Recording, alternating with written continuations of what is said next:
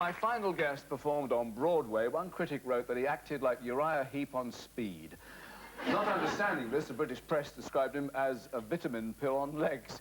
Ladies and gentlemen, Bruce Forsyth.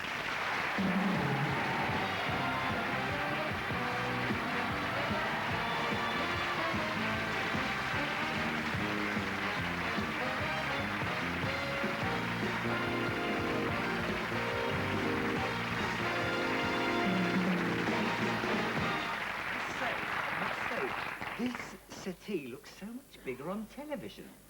Don't you think it does? Yeah. It is when you get up here, I mean, when you get up here, it's like a bed sit.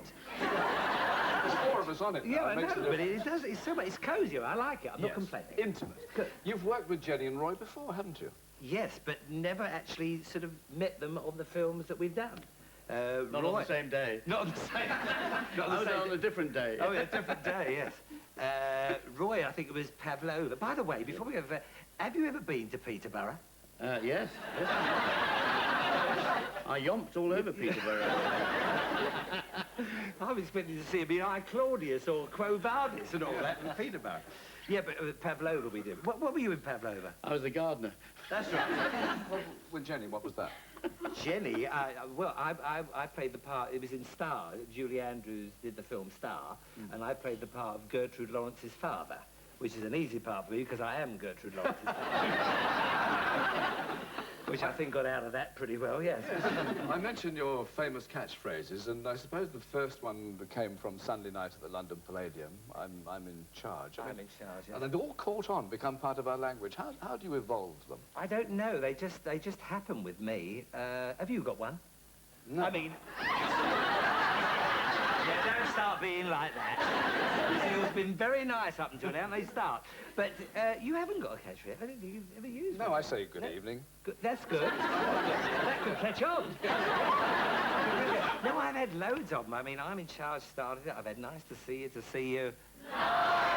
See, didn't he do well? Good game, good game. All right, my love. Points make. You get a chance to go for the car.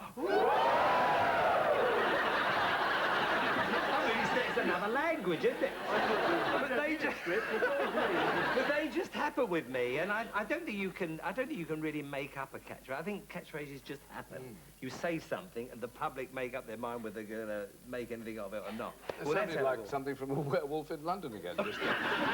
A relation of mine was at the Hippodrome in Eastbourne, in the audience some years ago, when you announced from the stage that you had that job at the London Palladium. Yes. Really? And the old Hippodrome. That's it. The old Hippodrome in Eastbourne. So that was really a plum job to get. You must have been very thrilled. The Hippodrome Eastbourne, wasn't it?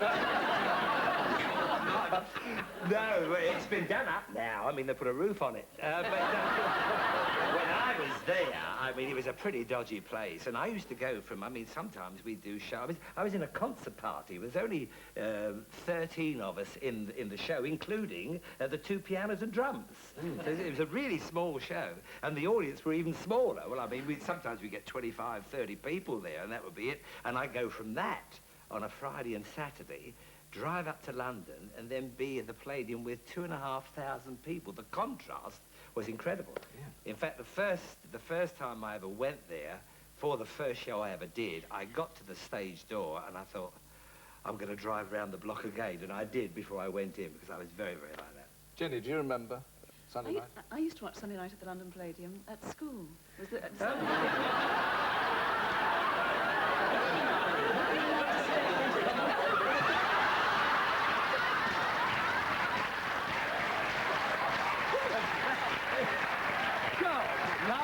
did you want to come off it? You know that, not that. What? You see, no, don't trust a bloody soul. I mean, who's going to think? God, bloody. I mean, are you hard up for a few cushions? Oh, no, I mean, look, he's got all paint on it. Hard up for a few cushions, Mike. They've obviously had trouble like this before. Yes, exactly. They need to take them home, you know. And they don't blow off in a strong wind either. That's quite nice. Sorry about that. You're... I played your... Oh, that's right. Yes, because I was your granddad. That's right, 'cause I've got to You were good. You didn't mention that, Lawrence's did you? daughter. Oh, no. But you used to watch it when you were a child. Yes, well, that's very nice to know. Change the subject, for God's Yes, I sake. will. Right. Here we are. Here's Jack. Acknowledged master of the game show, and the Generation game was a classic, of course. Now, did you rack your brains to think of ideas for that? Were they your own ideas? Well, a lot of them, I used to stay on the floor because we had two directors, two producers, actually. I used to stay on the floor with the other producer because I could see sometimes if a game wasn't working, I could see if I came on here and did that, it would probably be better. So I used to stay there and be sort of half a producer at times. And it went better, I suppose, when things went wrong. Oh, yes, we love things to go wrong. With the audience do that. I mean, they love that. You see, the fact that these are all sewn on here, by God knows what you've got it sewed on by, but they love all that, don't you? Yes. They hate to be all to be smooth all the time. They In love... fact, pillows came into one of the sketches you did. There were a lot of laughs with that one. That stuck in my mind. Oh, that's right, because we used to do these little plays that you probably, you know, weren't old enough to see the Generation game. But we'd used to do these plays, you see, and we'd leave lines for people all over the place. They could be on a wall or behind a mirror or something, or in your coat. I mean, I'd say something and then the line would be there, you see. Well, I must pay that check. But you see, so this woman, I was saying, it's on the pillow, it's on the pillow. And she started looking for the pillow. And it was on the pillow, one that was, yeah. You brought it up. I didn't want to... I mean, what a nothing story that was. You sure you'd never been to Peterborough? What makes a good contestant? A good contestant, well, somebody who's maybe a little bit nervous, like we all are as performers. Everybody's nervous before they go on. But then when they get on there, they manage to relax. And this is why when I did the Generation game and Play Your Cards Right, half of my job at the start there is to relax them. And by having a bit of fun with them and chatting with them and talking about their lives and maybe having a bit of fun with them in many ways, it can relax them. And then from then on, they're great, you know. You did a bit of homework as well, of course. Oh, yes. Oh, yeah, I do my homework. But one guy we had on Play Your Cards Right, I must tell you this, he came from Birmingham, and he did everything wrong. He did it was in the days when we first did the show. It was in the first series when we only used individual people, not couples. We did the first series, just ordinary people. And he did everything wrong, you know. And if he got a 10 or a jack, he'd say higher. And if he got a 5 or a 6, he'd say lower. And he did this the whole way, but it worked for him. And he got into the final game. He couldn't answer the first question. He completely messed that up. And then it got to the cards, and I said to him, now think that. And he said, oh, no, I'm having a good time. I don't care. He was loving it, you see, and then he was taking chances on cards, and 10 or a jack, higher, and it was higher, so lower, and he actually won the car by doing everything against the rules of the game. He won the car. Luckiest fellow in the world. Last thing I heard of him, he got run over by a bus.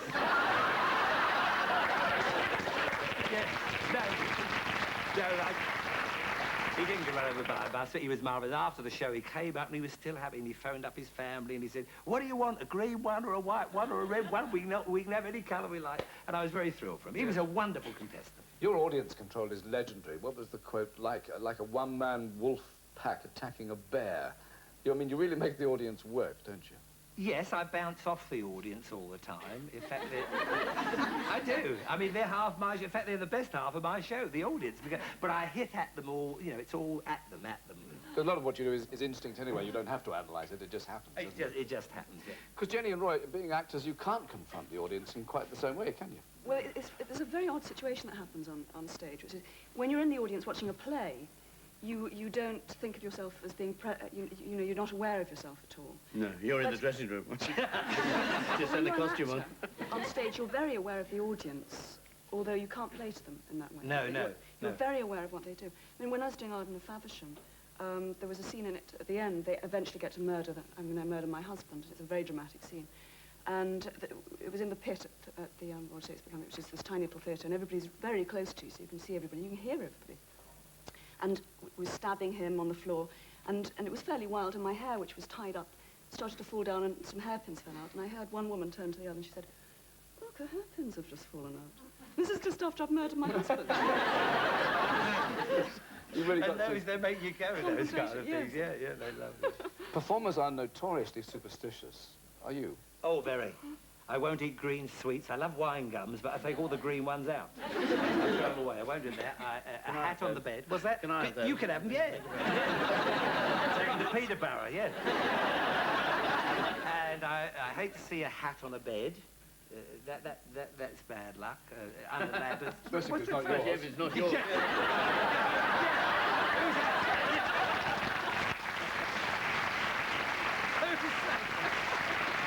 But I think you're superstitious. Are you superstitious? I try to avoid being... I don't like being told superstitions. I wish I'd never Oh, known yeah, about the hat. exactly. Yeah, yeah. I mean, when I was doing, again, when I was doing Arden, someone suddenly said to me before I went, oh, it's interesting you're wearing green.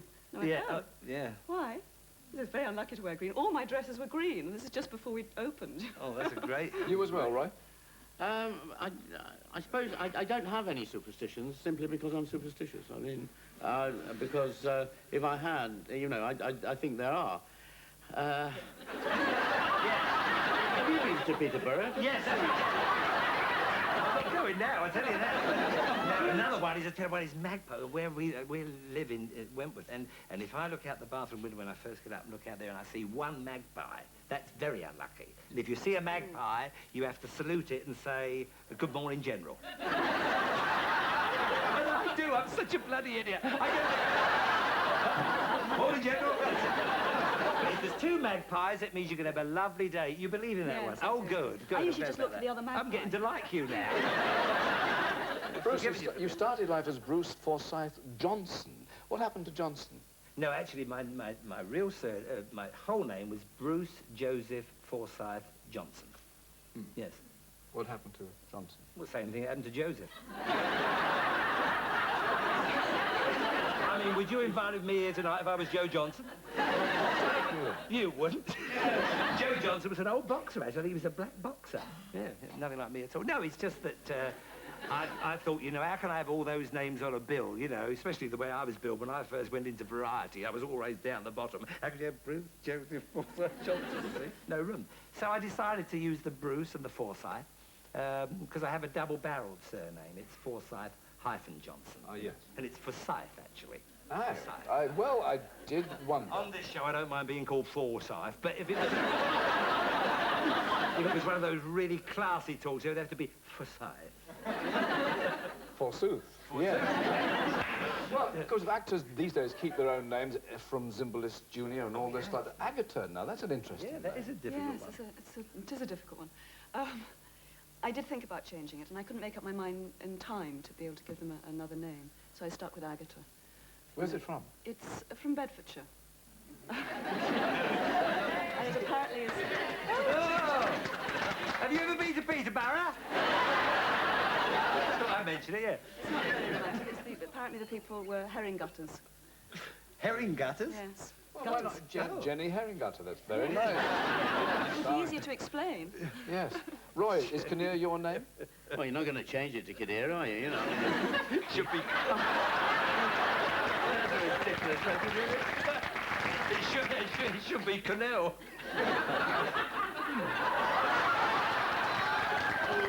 It usually is. You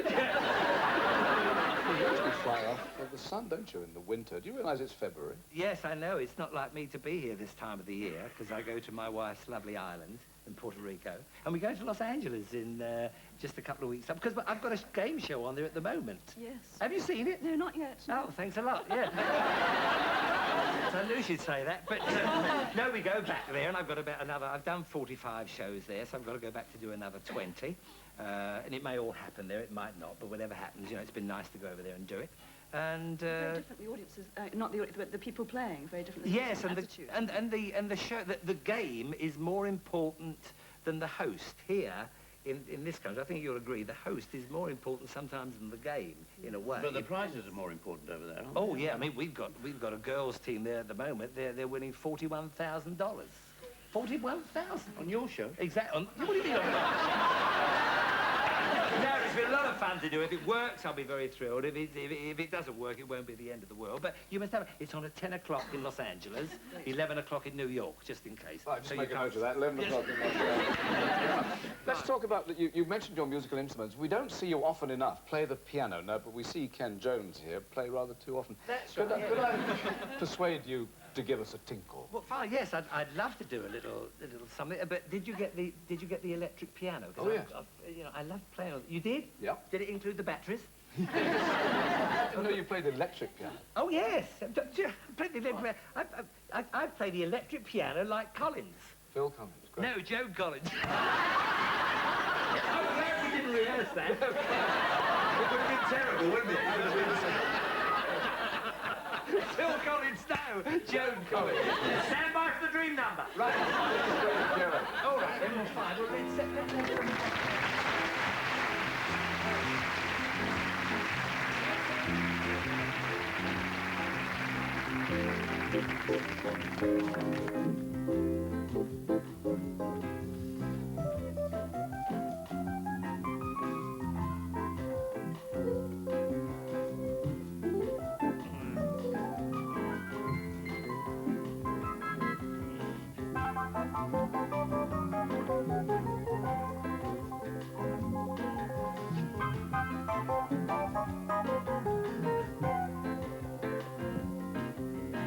That is nice. That is beautiful.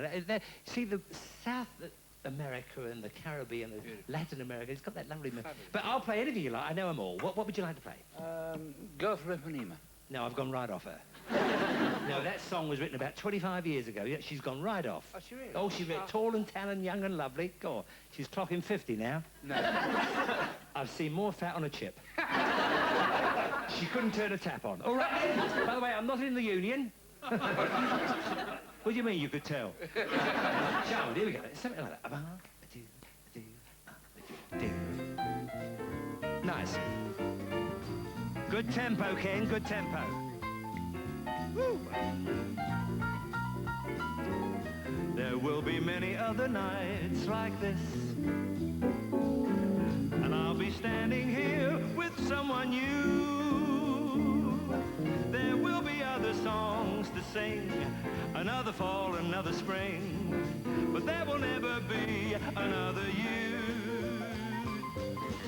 There will be many other lips that I may kiss, oh, but they won't thrill me like you used to do. Yes, I may dream a million dreams, but how can they come true? 'Cause there will never, never be another you.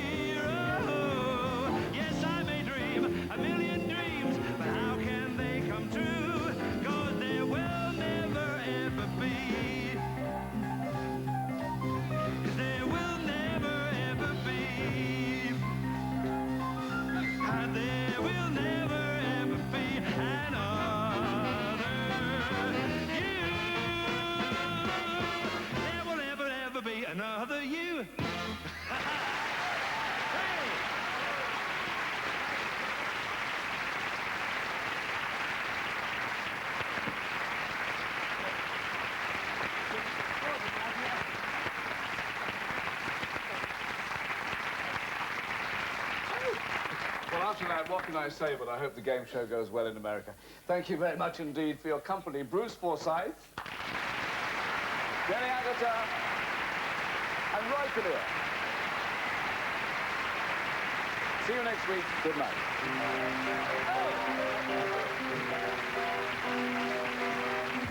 Coming up next, more laughs in the Pee Wee Herman Show.